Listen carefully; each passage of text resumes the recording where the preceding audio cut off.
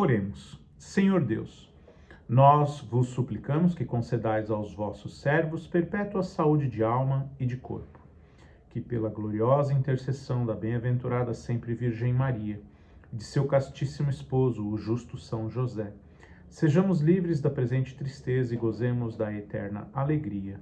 Por Cristo nosso Senhor.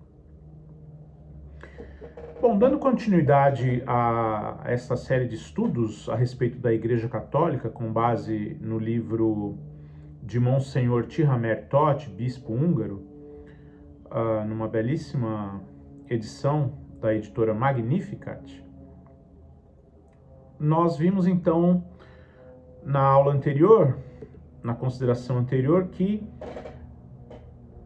Monsenhor Tihamer Todt, ele afirmou que a Igreja é Cristo continuando a viver entre nós, ponto 1. A Igreja é a esposa de Cristo, ponto 2. E a Igreja é o corpo místico de Cristo, ponto 3. Então vamos hoje falar um pouco a respeito do primeiro ponto. A Igreja é Cristo continuando a viver entre nós. Então, ponto A. O fundador do cristianismo, o próprio nosso Senhor Jesus Cristo, é o fundador da Igreja Católica. É fato histórico que nosso Senhor Jesus Cristo, desde o início de sua vida pública, escolheu entre seus discípulos alguns deles, deu-lhes um nome particular, instruiu-os em particular, honrou-os com um afeto especial, deu-lhes poderes especiais. E, finalmente, no momento de sua ascensão aos céus, confiou-lhes particularmente a conversão do mundo. Havia, pois, fiéis e apóstolos. Mas entre esses apóstolos houve também um que ele colocou à testa de todos os outros. A Igreja Católica, no dia da ascensão de Nosso Senhor, estava, pois, assim organizada: fiéis, apóstolos e Pedro. E, acima de todos, o seu chefe invisível, o próprio Cristo. O grãozinho de mostarda dos primeiros dias tornou-se, após 19 séculos, a árvore gigantesca da Igreja Católica. Instituição tão poderosa que é incompreensível aos olhos de alguns. Essa grande organização que abrange o mundo e que chamamos a Igreja é, porventura, necessária? Alguns podem perguntar-se. Que hierarquia minuciosamente regulada se encontra na Igreja atual? A começar pelo modesto vigário. A palavra vigário quer dizer substituto. Aquele que substitui alguém. O vigário substitui quem? O próprio Cristo. Os bispos, que são responsáveis maiores por grandes regiões, chamadas de dioceses, uma palavra que vem do latim, como as províncias romanas eram divididas no início. E a Igreja tomou para si o mesmo nome, as dioceses. Ou seja, grandes concentrações, onde existem muitas igrejas, muitas paróquias. Os arcebispos, que são o arquebispo, o arcebispo, como o arcanjo. Então, é o principal bispo, é um bispo que tem a sua jurisdição, tem o seu poder sobre outros bispos. Até o Papa de Roma. Que instituição admiravelmente organizada. Não há como negar. E que código complicado, pensam alguns, com seus 2.414 cânones. Lembrando que esse livro foi escrito no começo do século passado. Não sei se o número ainda é esse. Talvez seja 2.414 cânones há um século atrás. E seus inúmeros parágrafos. Que leis morais pormenorizadas. Depois, quantas cerimônias, quantos ritos. e as concordatas, e o índex, e 1000 outras particularidades. É assim que a Igreja Católica funciona. Ela é muito organizada.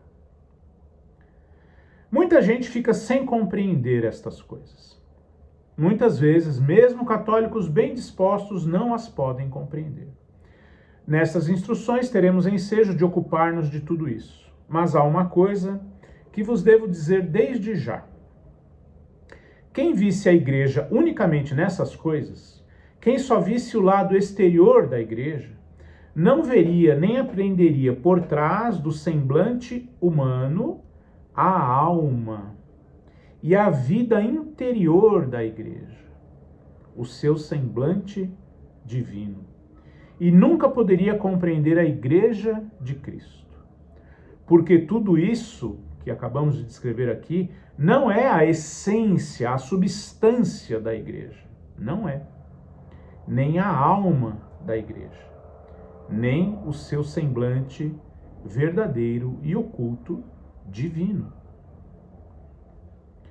Então, se a hierarquia, a organização, as leis, os cânones, os índices e tantas coisas dentro da Igreja, se isto não é, então, a essência, qual é a essência da Igreja? Primeiramente, a Igreja de Cristo, continuando misteriosamente a viver entre nós, é a própria imagem de Cristo. A Igreja é Cristo vivo entre nós. Vamos aos argumentos usados por Monsenhor Tihamer Todt. Um dia Nosso Senhor disse a seus apóstolos, conforme registrado no Evangelho de São Lucas, capítulo 10, versículo 16. Quem vos escuta, a mim escuta.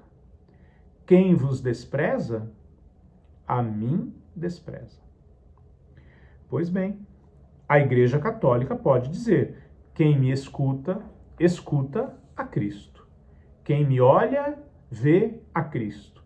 Quem me segue, anda nas pisadas de Cristo. Tudo que a Igreja prega sai da boca de Cristo. O que ela apresenta como dogma de fé, dogma aqui no sentido de profissão de fé, é até interessante, eu procurei aqui no dicionário o significado da palavra dogma.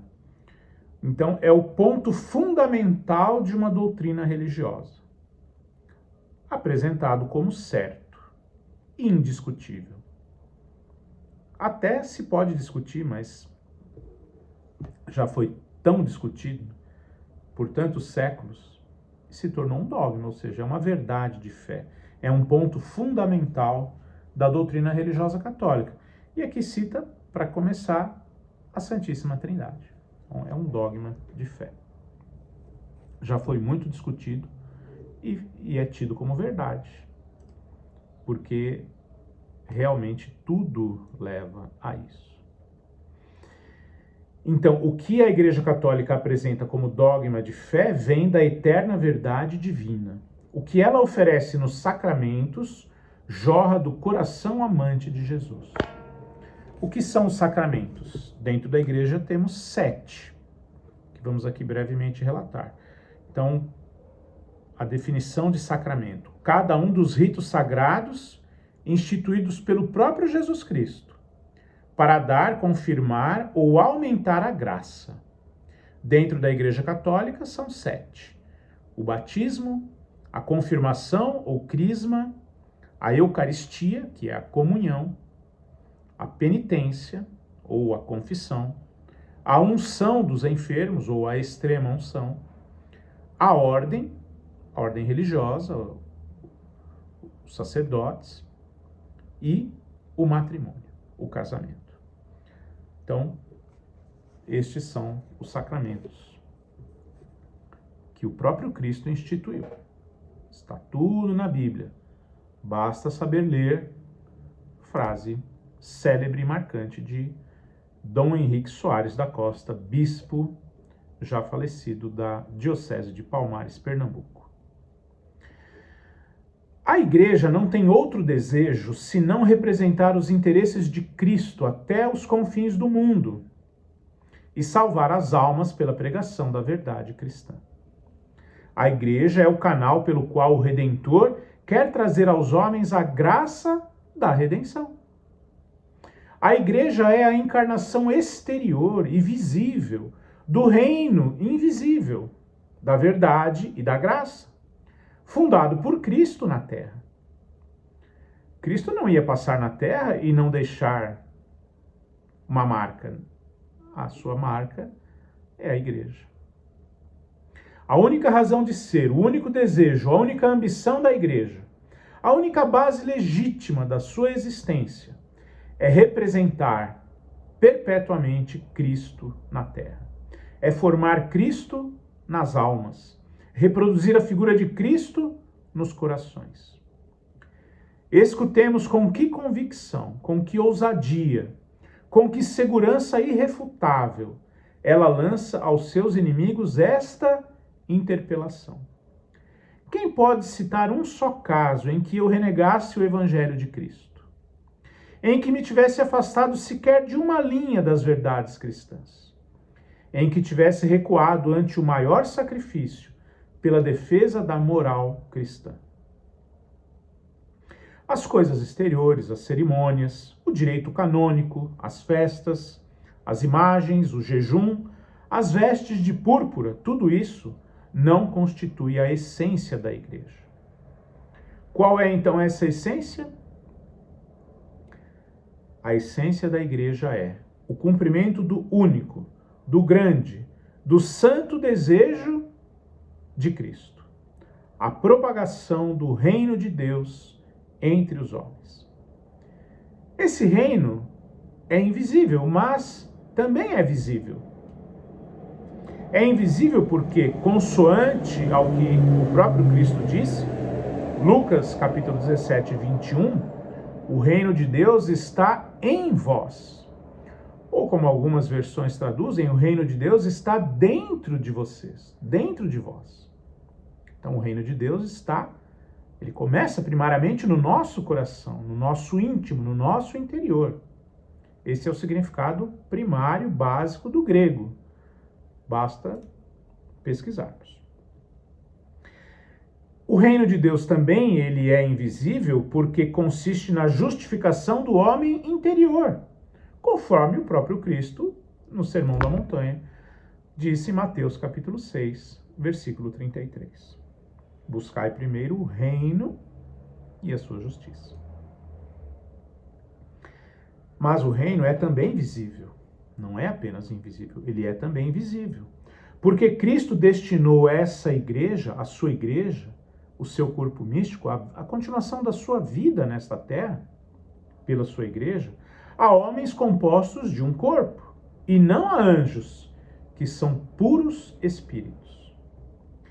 É, portanto, naturalíssimo que ele tenha dado à igreja invisível um quadro, uma organização, uma forma de vida, exteriores e visíveis, confiando a sacerdotes o poder de governar a igreja.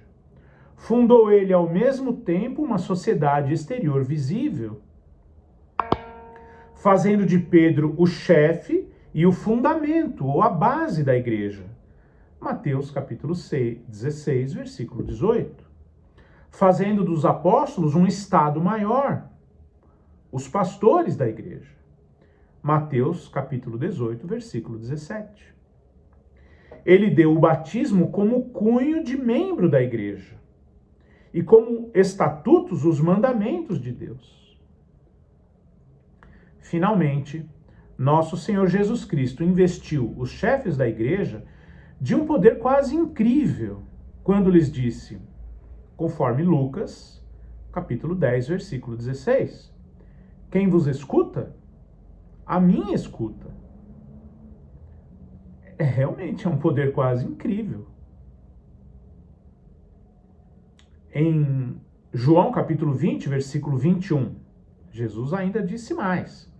Como meu Pai me enviou, assim eu vos envio.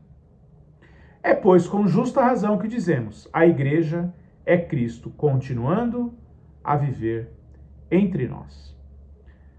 e que nosso Senhor Jesus Cristo continue a viver sempre entre nós. Louvado seja nosso Senhor Jesus Cristo, para sempre seja louvado.